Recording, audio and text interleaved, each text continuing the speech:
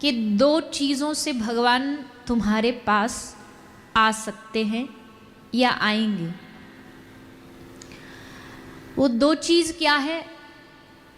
पहला तो या तो बहुत भक्ति करो, बहुत प्रेम करो कि भगवान तुम्हारे पास आ जाए, या दूसरा इसका एकदम उल्टा, बहुत पाप करो, बुरे कर्म करो,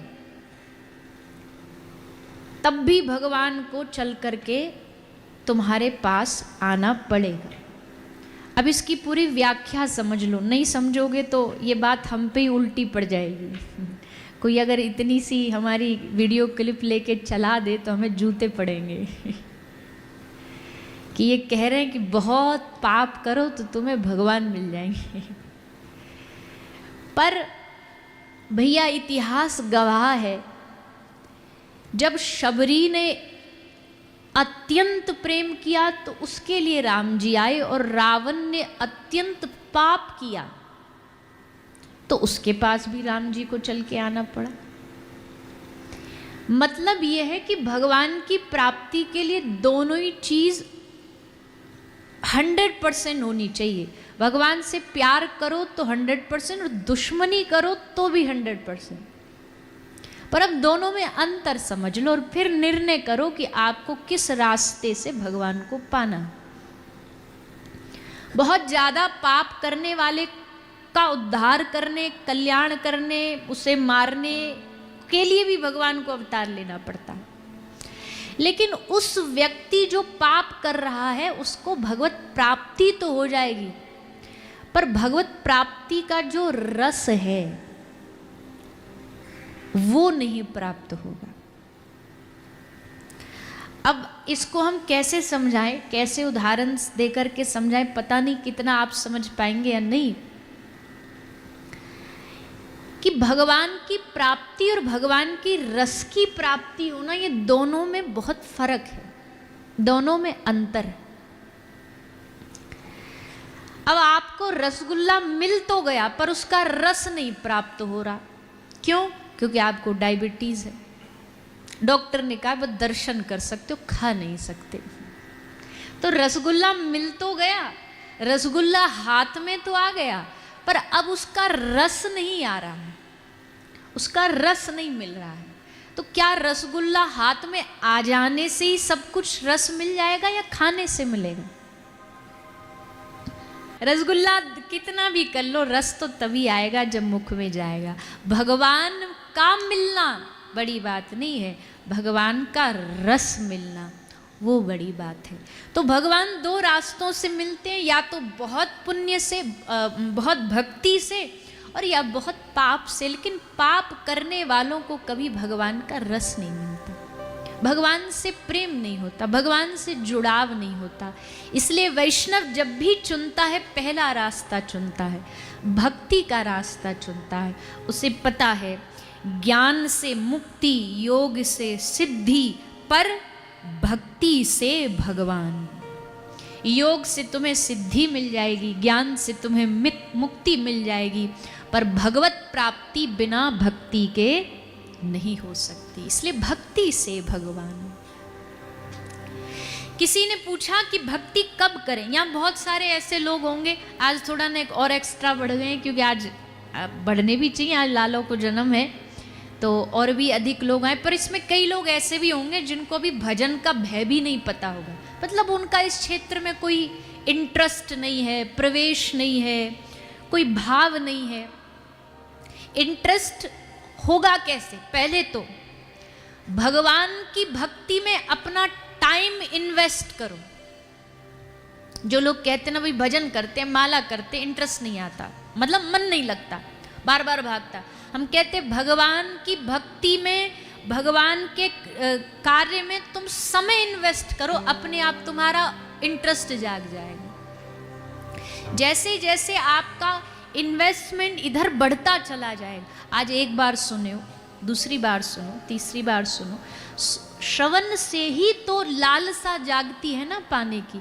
आपने 1000 बार टीवी पर एक ही खाद्य पदार्थ, चॉकलेट, कोई प्रोडक्ट, कोई मशीन की जब बार बार प्रशंसा सुनी, किसी सोप की, साबुन की, मेकअप प्रोडक्ट की जब आपने बार बार प्रशंसा सुनी, तभी तो मार्केट जाके आपका हाथ सीधा उसी को पकड़ता है कि भाई ये हमने देखा था, टीवी पर दिखा रहे थे, इसको लगाने से गोरे हो जाते।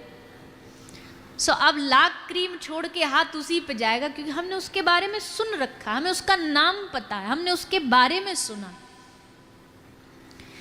वैसे ही ये जो भगवान की भक्ति अगर कोई करना चाहे, कोई पूछे कब उम्र है भगवान की भक्ति, हम तो कहते जब जागो तभी सवेरा। भगवान की भक्ति की ना आयु है, ना भगवान की भक्ति की कोई जाति है। कल हमने कथा सुनाई थी, स्पर्श मात्र करी थी ध्रुव जी की। अब कोई कहने लगे बचपन भजन के लिए थोड़ी है, बचपन कोई सत्संग कथा के लिए थोड़ी है, ये तो खेलो कूदो मौज करो बस इसके लिए नहीं। भगवान की भक्ति की कोई आयु नहीं है, भगवान की भक्ति की कोई जाति नहीं है। तुलसी भगत सुपच भलो, तुलसीदास जी ने क्या कहा? तुलसी भगत सुपच, सुपच मतलब एकदम जो शूद्र निकृष्ट जाति का होता है ना, तुलसी बाबा कहते तुलसी भगत सुपच भलो, जपे रेन दिन राम, ऊंचो कुल के ही काम को, जहां न हरि को नाम। उस ऊंचे कुल का क्या करोगे जहां प्रभु का नाम ना हो, और कोई निम्न कुल का भी हो, चांडाल भी क्यों ना हो, वो भी एक मुनि के समान श्रेष्ठ बन जाएगा अगर उसके जीवन में हरि भक्ति है, अगर उसके जीवन में हरि नाम है। भगवान कभी भी किसी भी रूप में भक्तमाल उठा करके देखिए, भक्ति में कहा जनेऊ जाति, इतनो है सब कुटुंब हमारो, सेन घना अरु नामा, पीपा और कबीर रैदास चमारो। उठाओ भगवान के भक्तों के ना। सेन आपके महाराष्ट्र के ही हैं। आज हम सहजोबाई के किसी प्रसंग में, चरित्र में सुन रहे थे। सहजोबाई गुरु भक्त थी, परम गुरु भक्त थी। मतलब ठाकुर जी तो उनके लिए सेकेंडरी है, प्राइमरी उनके लिए केवल अपने सदगुरुदेव हैं। इतनी परम उनकी गुरु निष्ठा सहजोबाई की।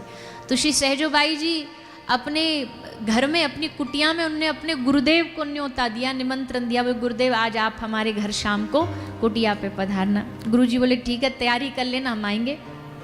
शाम होते होते सहजोबाई ने पूरा कुटिया सजा ली, चौका लीपा पोता लगा लिया, सब आरती की थाल सजा ली, माला ले आई, पुष्प ले आई, चंदन ले आई। सो गुरुदेव आने लगे। अब ठाकुर जी तो हमारे नटखटे छली आए, उनने सोचा यही बढ़िया मौका है, सहजों की परीक्षा लेता हूँ। जहाँ गुरुजी आ रहे होंगे उनके एकदम बराबरी में हम भी चल करके आएंगे और फिर परीक्षा लेके देखते पहले गुरुजी को प्रणाम करेगी या हमको करेगी। तो ठाकुर जी आ गए।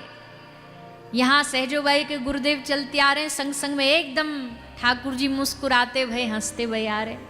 सहजोबाई समझ रही है आज हमको फंसाने आए, पर भक्त ऐसे थोड़ी फंसता है, फंस जाए वो भक्त कैसा।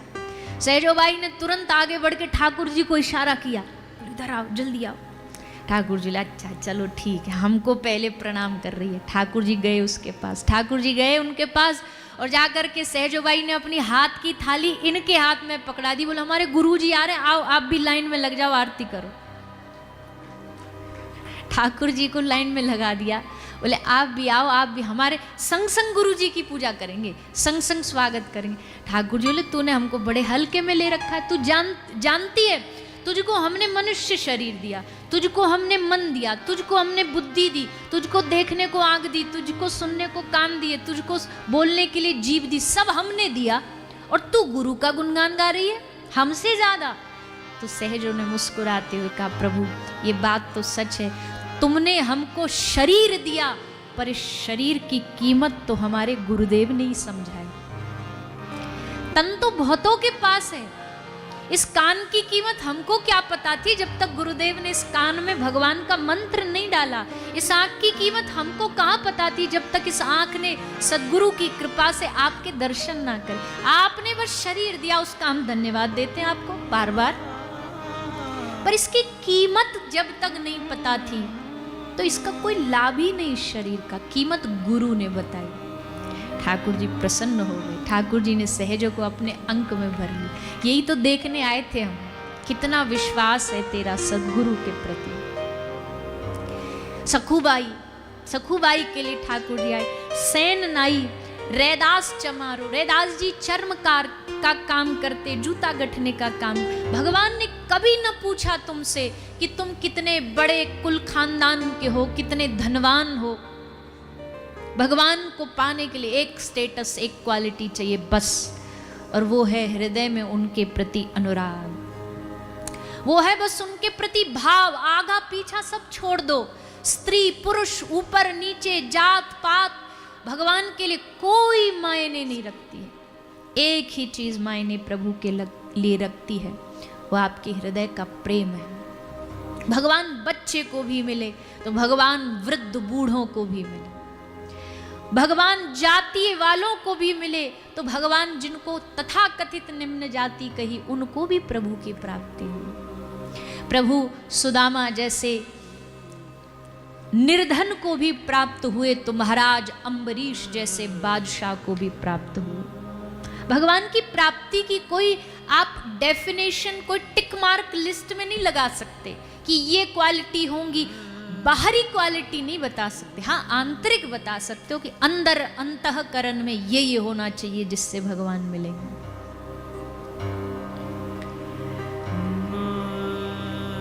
तो हम कह रहे थे कि भक्ति कब से शुरू करनी चाहिए, कथा सत्संग कब से शुरू करना चाहिए। हम कहते जब जिस दिन भगवान कृपा कर दे ना, तुम्हारे कान में कोई अच्छी किसी की बात आ रही हो, समझो आज भगवान ने तुमको चांस दिया भक्ति से जुड़ जाने का। अच्छी चीजों के लिए तो हम बड़ा इंतजार करते हैं। एकादशी शुरू करनी है, बोलो कौन सी एकादशी से शुरू करें, कौन सा बढ़िया रहेगा। अच्छी चीजों के लिए मुहूर्त देखते हैं, अच्छे कामों के लिए हम अटकाए रखते हैं, मुहूर्त देखते हैं। बुरा काम इतनी जल्दी कि रात में पड़ोसी को भी नहीं पता लगने देते, रात ही रात में करके पूरा। अच्छे कामों के लिए हमें इंतजार करना। मुहूर्त देखो भैया, भगवान की कथा सुनने जा रहे हैं, मुहूर्त देखो कब करानी। अरे ठाकुर जी की कथा जिस घड़ी जिस स्थान पे शुरू हो जाए उससे बढ़िया मुहूर्त दुनिया ब्रह्मांड में कोई है ही नहीं। वो सबसे बढ़िया मुहूर्त है, सबसे अच्छा दिन है, सबसे बढ़िया घड़ी है जब आपके कान में भगवान की कथा जा रही है, नाम संकीर्तन जा रहा है। इसलिए भक्ति की सही समय क्या है?